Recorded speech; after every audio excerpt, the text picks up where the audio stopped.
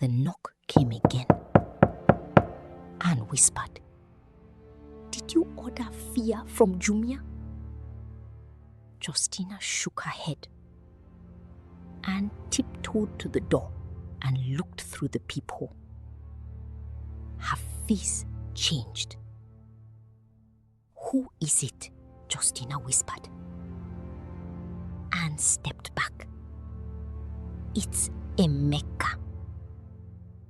Justina's heart dropped. For a moment, the room spun. The baby kicked once, firm and calm. "Do not open with your heart," Princess Neka whispered. "Open with your eyes." Anne looked at Justina. Should I send him away? Justina's fingers tightened around her stomach. Part of her wanted to pretend she was not there. Part of her wanted to open the door and slap him with every silence he had given her. Part of her, the foolish, soft part that still remembered his hand on her swollen feet, wanted to hear him say he had come to choose them at last. She hated that part. "Open," Justina said. Anne raised an eyebrow. "You sure?" "Open." Anne unlocked the door, but left the chain on. She opened it only a little. Emeka stood outside, breathing hard, his shirt untucked, his eyes red. Behind him, the estate corridor was dim. "Please," he said, "I need to speak to my wife." Anne smiled without warmth. "Which wife? The one your family divorced before dinner?" His face tightened. "Anne, please, this is between me and Justina." Anne leaned closer to the gap. "When your family gathered lawyers, elders, pastor, portrait, and spirit document, it was not between you and Justina. But now that shame has reached your doorstep, you want private meeting." "Anne," Justina said softly.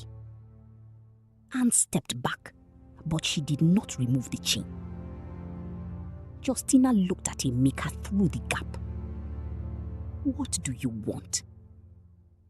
Emeka's face crumpled. "I am sorry." The words came quickly. Too quickly. Justina stared at him. "I should have stood by you. I know. I was afraid. My father, he has controlled my whole life. I didn't know how to break away." Anne muttered, "Start by standing upright." Justina ignored her. Emeka continued. "After you left, everything changed. The company account froze. Papa's lawyer got calls from the trustees. 2 property buyers withdrew. The bank suspended a major transaction. The fountain water turned back to normal. But the crack is still there." Justina's eyes hardened. "So you came because the money started moving?" "No." "Then why are you telling me about the money first?" Emeka paused. That pause answered before his mouth could lie. Justina nodded. "Good night, Emeka." She started to turn away. He panicked. "Wait, please. I came because I love you." Anne folded her arms. "Love with receipt from bank alert." Emeka looked at Justina desperately. "I made a mistake." "You made a choice," she said again. His eyes filled. "Then let me choose differently." For a moment, nobody spoke. Justina's chest hurt, because this was what she had wanted earlier. One moment of courage, one sentence, one hand reaching for her before everything broke. But now it came after the wealth shifted. How could she trust it? From inside her womb, Princess Nika whispered, Ask him what he gave his father before coming. Justina's breath caught. She looked at Emeka carefully. What did you give your father before coming here? His face changed. Unnoticed. There is answer. Emeka looked away. Justina's voice became cold. Emeka. He swallowed. Papa asked me to bring you back. Justina laughed bitterly. And? He said if I could convince you to return before midnight, the trustees might pause the transfer. Anne clapped once. Wonderful! So this is not apology. This is rescue mission for inheritance. No, Emeka said. That was why he sent me, but that is not why I stayed. Anne looked at the chain on the door. You have not entered, my brother. Which stay? Justina placed one hand on her belly. The baby was silent. That silence told her enough. Justina stepped closer to the door. Emeka, listen carefully. I am not coming back to that house tonight. I am not signing anything. I am not discussing my child like property. And I am not allowing your fear to become my prison again. His voice broke. Please don't shut me out completely. Justina looked at him for a long time. Then she said, when you are ready to come without your father's instructions, maybe we can talk. She nodded to Anne and closed the door. Emeka knocked once. Justina. Anne turned the lock. Justina, please. Justina closed her eyes. The knocking stopped after a while. But the pain stayed. Anne came back quietly and sat beside her. For once, she did not joke. Justina whispered, I still love him. Anne touched her shoulder. Love is not remote control. It does not switch off because someone misbehaved. I hate that. I know, inside her, Princess Neka spoke gently. Mommy, love him if you must. But do not follow him back into the fire. Justina covered her face and cried. Anne let her. That night, after Justina finally slept on the couch, the dream came. She stood in an old market. Not the noisy Lagos market she knew, but a strange, ancient place beneath a dark sky. Stalls lined the narrow paths, yet nobody was selling anything. Calabashes sat upside down. Clay pots were sealed with red cloth. Cowries hung from wooden beams. The air smelled of rain, palm oil, old money, and secrets. At the center of the market stood a shop with no signboard. Its wooden door was closed. A woman sat in front of it. She was beautiful, but not in an ordinary way. Her skin glowed like polished bronze. Her hair was braided with gold thread. Around her neck hung a necklace of cowries and red beads. In her hands, she held a golden calabash. Justina knew her before the woman spoke. Princess Neka. not as a baby, as she had been. The woman looked at Justina with eyes full of sadness and power. My mother, she said. Justina looked around. Where am I? Where the debt began. The old market? Yes. Justina touched her belly in the dream. Why did you bring me here? Because by morning, Chief Obina will try to freeze your bank account.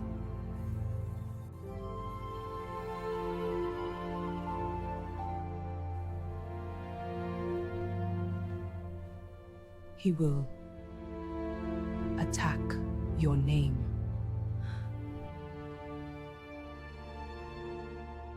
He will make people believe you are unstable. He will say you are carrying a cursed child.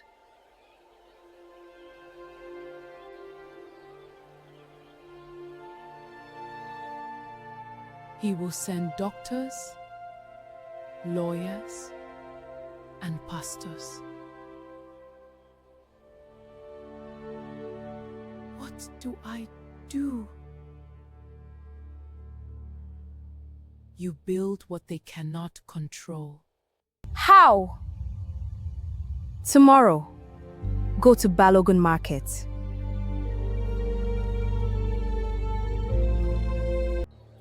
Not the big shops.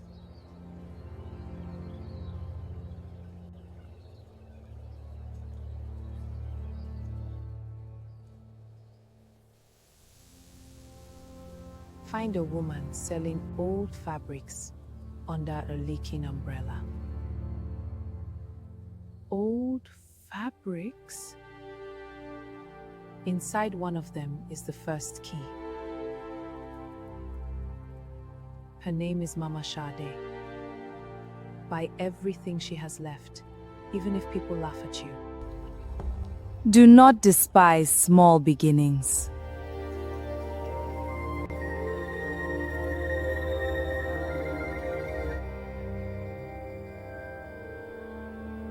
Wealth that comes with wisdom first disguises itself as burden.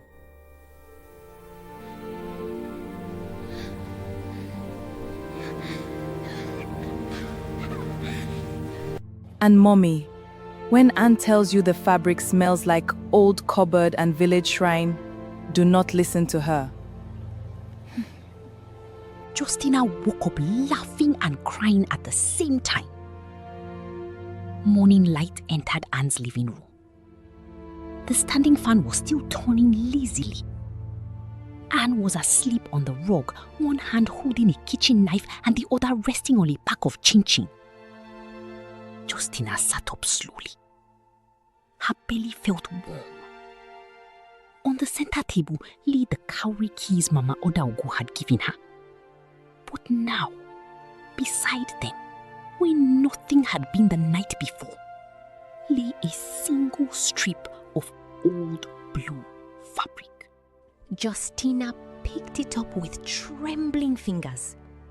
It smelled of rain, palm oil, and secrets.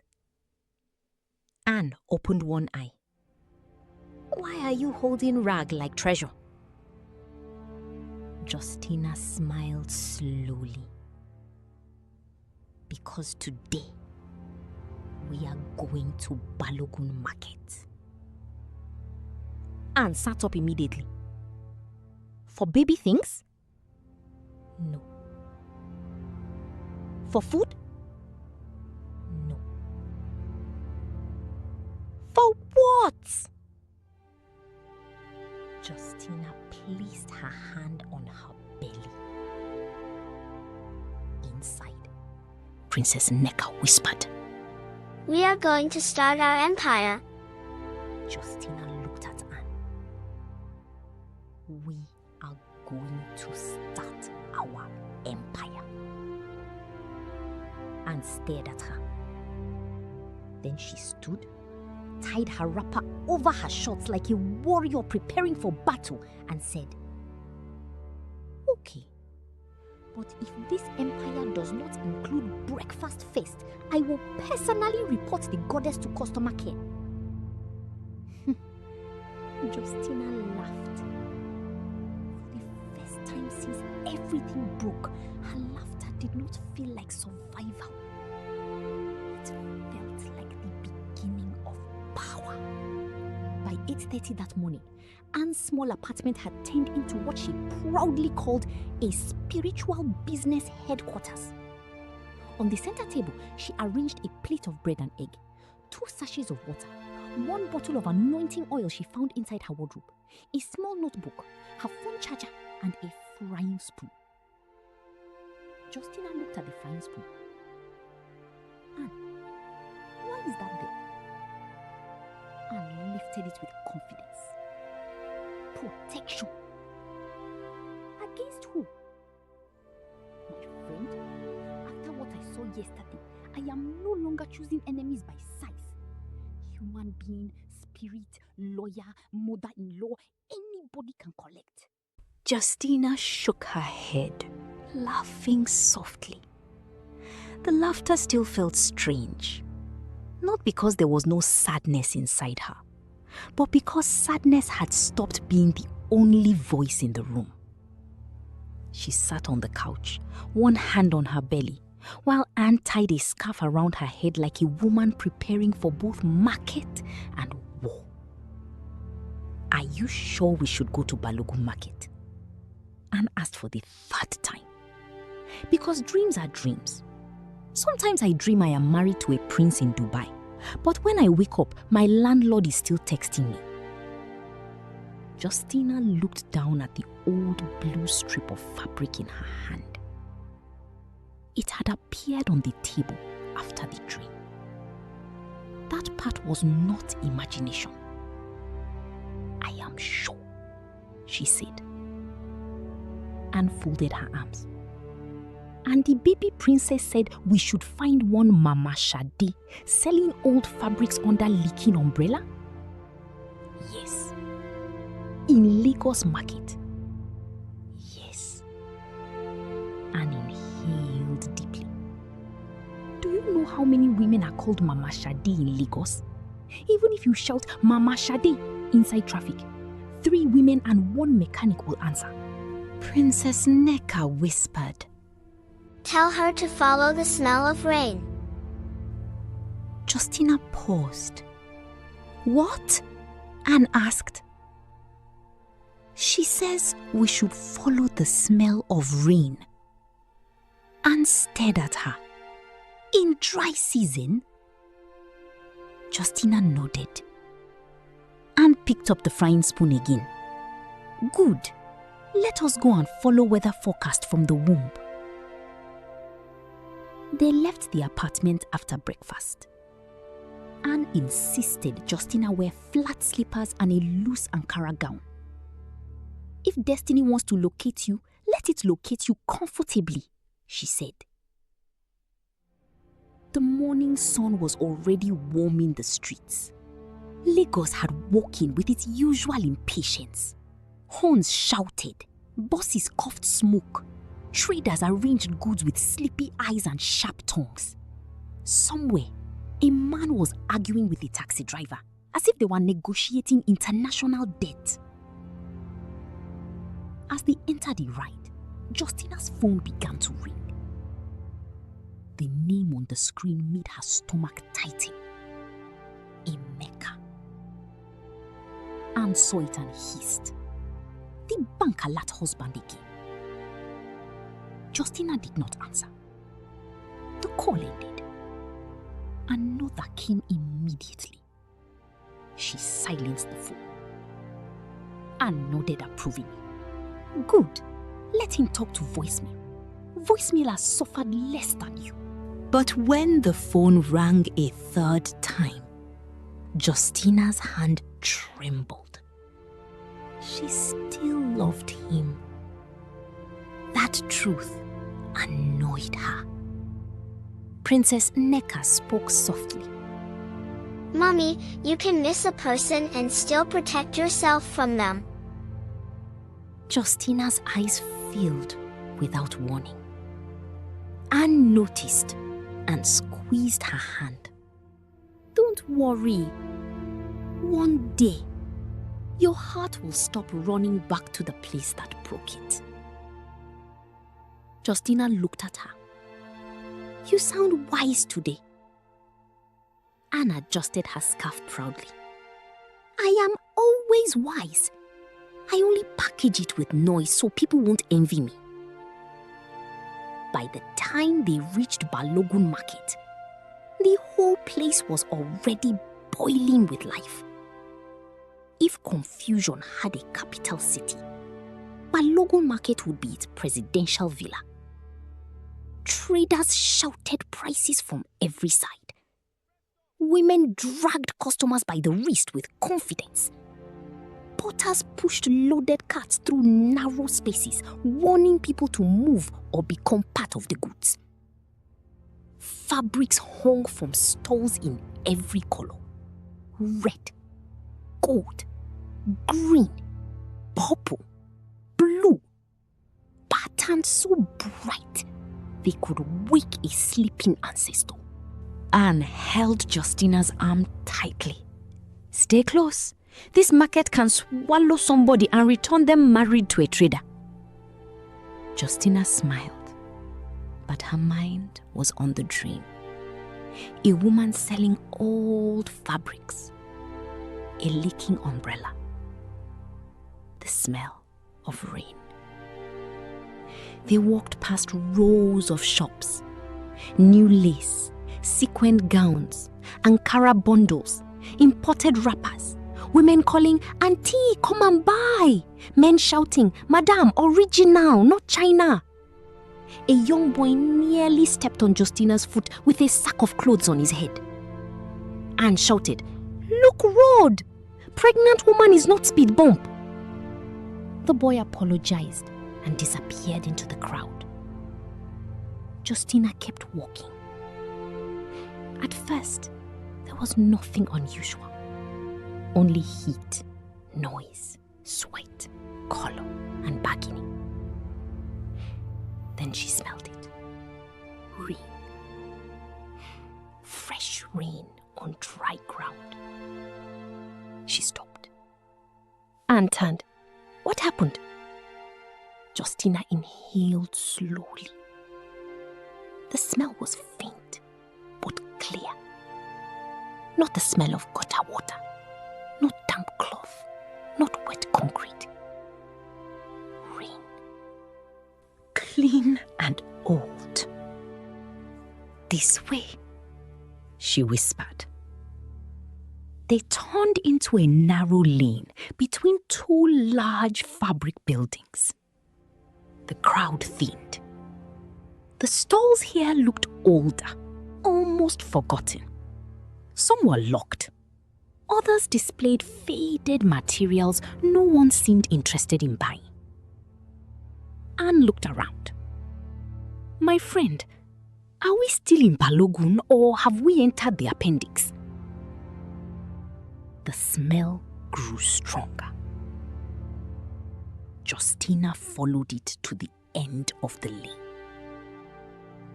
There, under a torn green umbrella, with water dripping from its edges even though the sky above was bright and dry, sat an old woman. Her stall was small, too small, just a wooden table with folded fabrics stacked unevenly on top. The materials looked faded, dusty, and unimpressive. Not the kind of things Lagos women fought over for weddings and owambis. The old woman wore a brown wrapper and a white blouse. Her face was deeply lined, but her eyes were sharp and cold.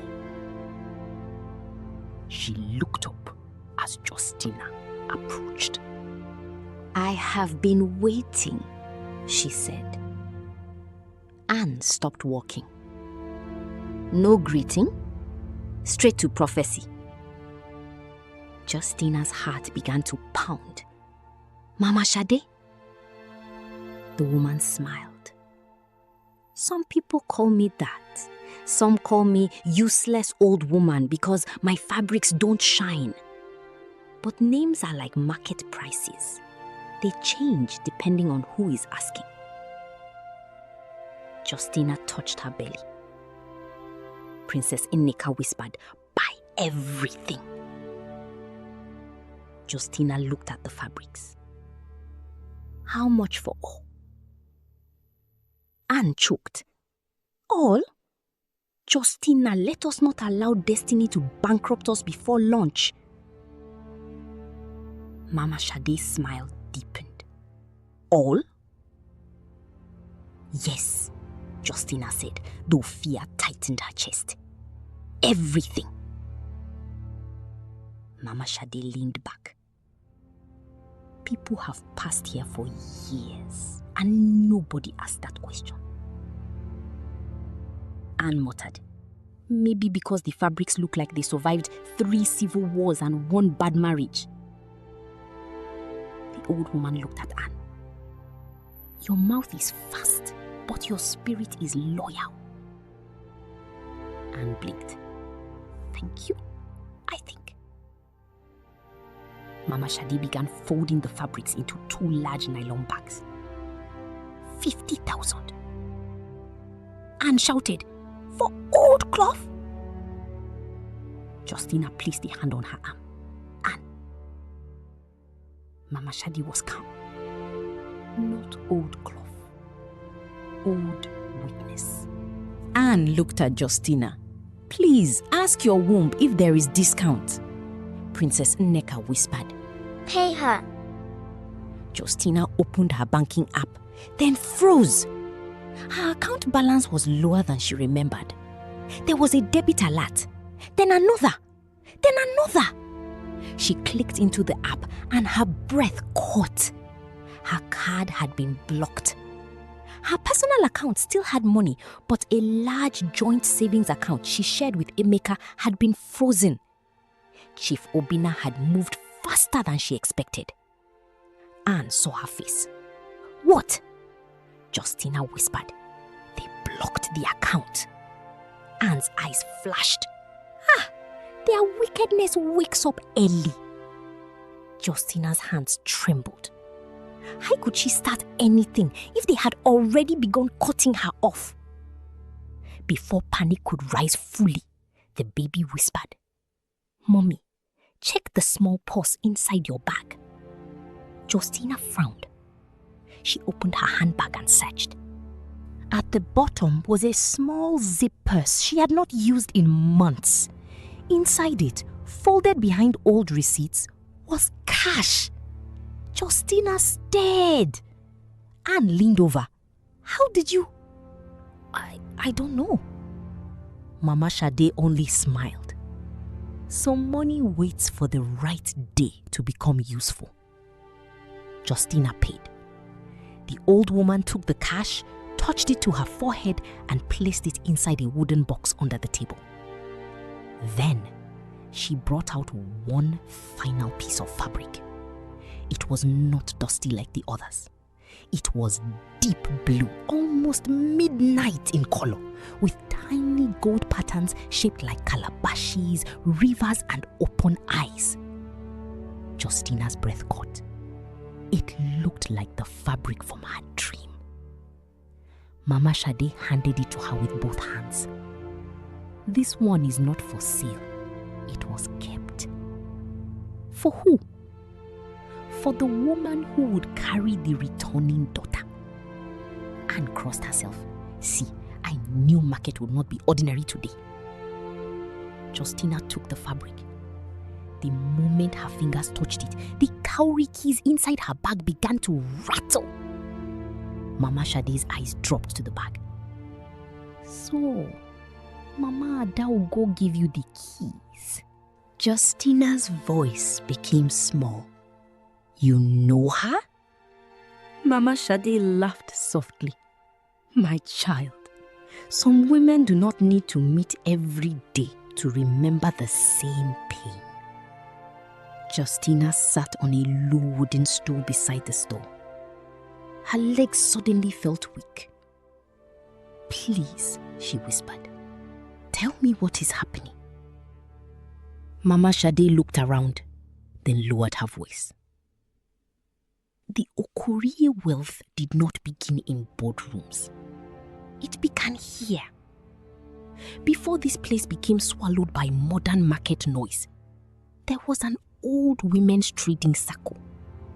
Widows, daughters, rejected wives, women nobody wanted to hear. They pooled money together. They bought land together. They traded fabrics, palm oil, beads, and gold. Their leader was Nwakigo. Justina's heart tightened at the name. Mama Shade continued. Nwakigo was not an ordinary trader. She came from the lineage that served Princess Neka with the spirit of wealth that blesses honest hands. She could turn small trade into abundance, not by magic alone, but by wisdom. She knew where land would rise in value. She knew which goods would sell before people wanted them. She knew when to hold and when to release. Anne whispered, "So she was basically an ancestral business genius." Mama Shade nodded. "Exactly." Justina looked down at her belly. "And the Okories?" Ezekiel Okorie was nobody then. Proud, handsome, hungry. Nwakigo loved him. She taught him trade. She introduced him to the women's circle. She helped him secure his first land. She trusted him with records, documents, and money. Mama Shade's voice hardened. Then he betrayed her. Justina already knew, but hearing it again made her stomach turn. He stole from her. "Worse," Mama Shade said. "He made the world believe he created what women built. He moved their land records into his name. He used Nwakigo's contacts. He promised marriage and partnership, then allowed richer people to convince him that a woman who made him wealthy would become too powerful beside him." Anne hissed. "That is how some men behave. They want ladder, but when they climb, they kick the ladder and call it firewood." Mama Shade nodded sadly. Nwakigo was pregnant when he cast her away. A daughter. The daughter was to inherit the women's wealth circle. Justina's throat tightened. What happened to her? Mama Shade looked away. The leaking umbrella above them dripped steadily. One drop, then another. The story says she disappeared. And the truth, Mama Shade's eyes returned to Justina's. The truth is buried under the old market. Justina's fingers tightened around the blue fabric. The baby inside her shifted. Anne went quiet. Even her mouth recognized the weight of that sentence. Mama Shade reached beneath the table and brought out a small carved box. It was old, dark, and tied with red thread. When Ezekiel betrayed Nwakigo, she left pieces of the truth with women she trusted. Mama Adaugo kept the keys. My grandmother kept the fabric records. She placed the box on Justina's lap. Inside this box are patterns, names, and old marks. These fabrics are not ordinary. They are records. Each pattern points to a property, a trade route, an account, or a hidden debt. Anne stared at the nylon bags. You mean these old cloths are documents? Yes. Anne grabbed one bag protectively. Suddenly they are looking newer. Justina opened the carved box carefully. Inside were small fabric squares, cowries, faded receipts, and a thin metal plate engraved with symbols. At the bottom lay a photograph so old the edges had turned brown. It showed a young woman standing in front of a fabric store. Beautiful, proud, heavily pregnant. Beside her stood a younger Mama Adaugo.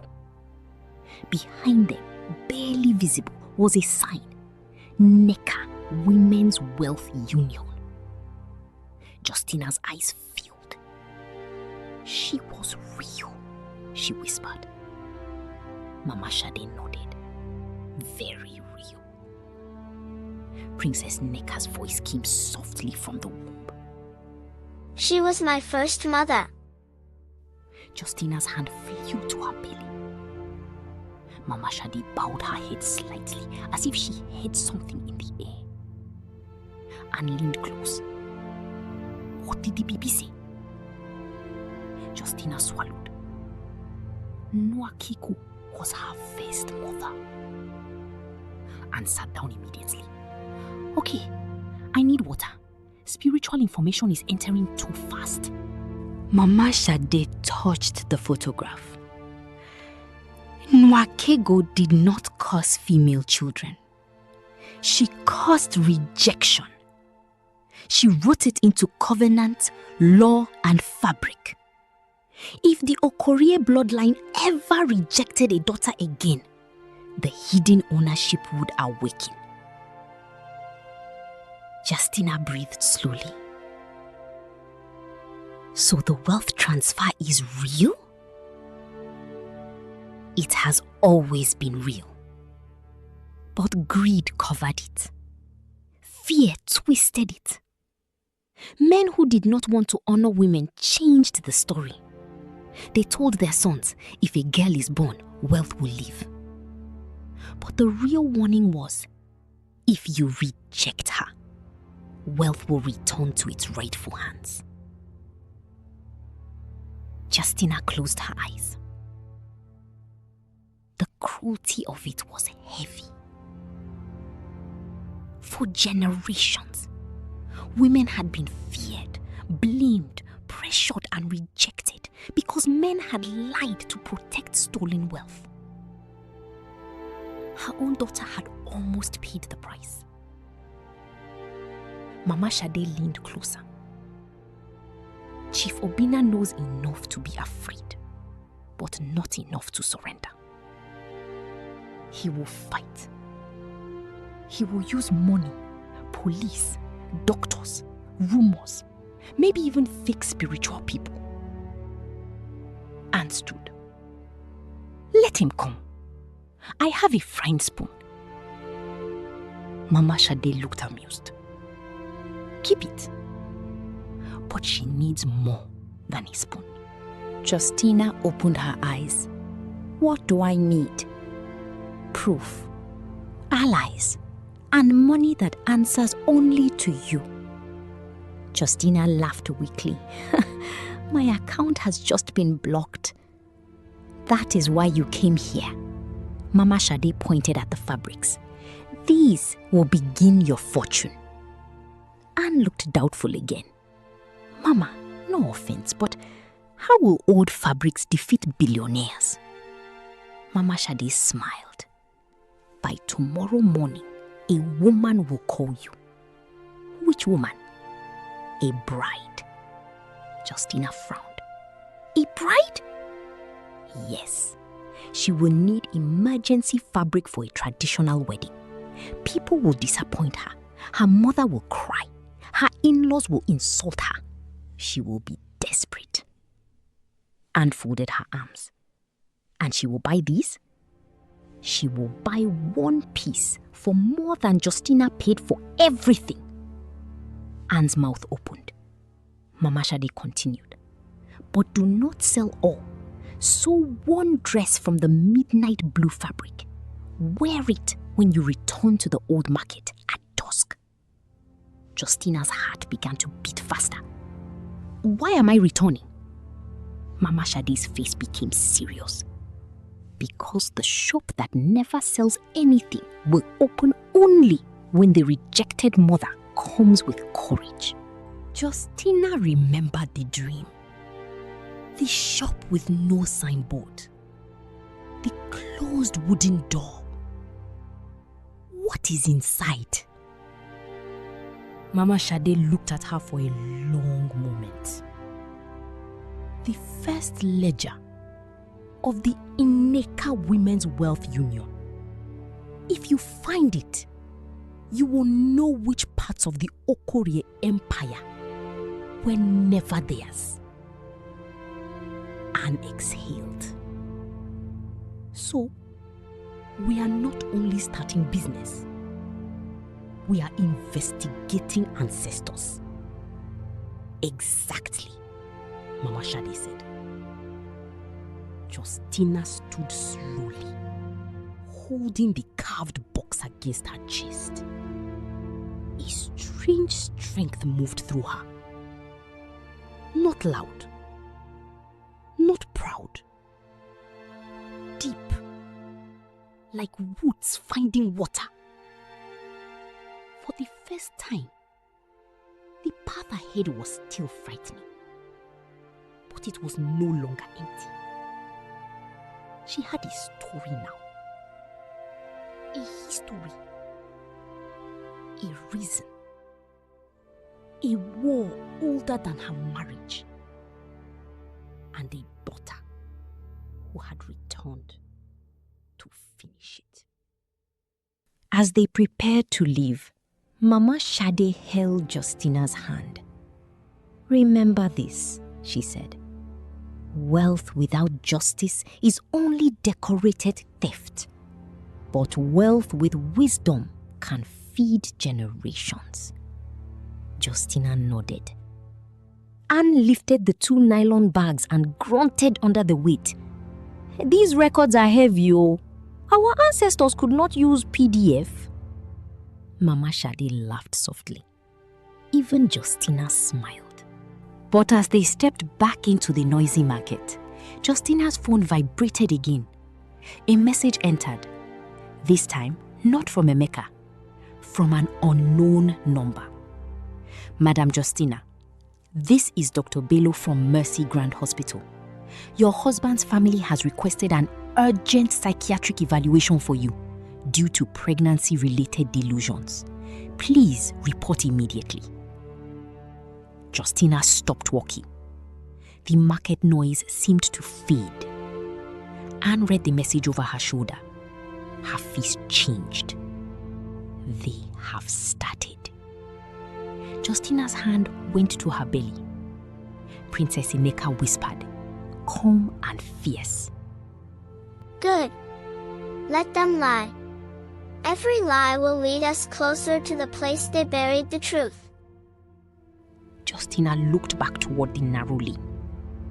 Mama Shade's store was gone. The leaking umbrella was gone. Only dry ground remained. Instead, where did she go? Justina held the carved box tighter. From somewhere far inside the market, a baby laughed, and the cowrie keys in Justina's bag began to glow. For a long moment, Justina stood in the middle of Balogo market with the carved box pressed to her chest, the 2 nylon bags of old fabrics at her feet, and the message from Dr. Bello glowing on her phone like a slap. Pregnancy-related delusions. That was what they wanted to call it. Not betrayal, not spiritual truth, not a family secret old enough to make portraits cry. Delusions. Anne read the message again and shook her head slowly. Justina, your in-laws are very hardworking in wickedness. Some people use their money to pray, some use it to drink tea. these ones woke up and chose psychiatric warfare. Justina did not laugh. Her mouth had gone dry. She imagined doctors looking at her with pity, nurses whispering, Emeka standing aside with that painful, helpless face, Lady Augusta crying fake tears about how they were only trying to help, Chief Obina telling everyone that Justina had become unstable since the scan revealed a baby girl. It was clever. Very clever. If they could make people believe she was not mentally sound, then every truth she spoke would sound like madness. The baby's voice came calmly from within her. Mommy, do not fear a lie that is in a hurry. Truth walks slowly because it knows the road. Justina closed her eyes and inhaled. Anne touched her arm. What did Her Highness say? Justina opened her eyes. She said, truth walks slowly because it knows the road. Anne nodded. Good proverb. But in Lagos, truth should also learn to enter bike sometimes. Despite herself, Justina smiled. That small smile gave her strength. She looked at the message again, then typed a reply. Thank you, doctor. Please send the official referral letter, the name of the person who requested the evaluation, and the medical reason for it. I will respond through my lawyer. Anne's eyes widened. Madam Legal Department. Justina sent it before fear could stop her. Within seconds, Dr. Bello began typing, then stopped, then typed again, then stopped. No reply came. Anne pointed at the phone. You see, even his keyboard has repented. Justina slid the phone into her bag.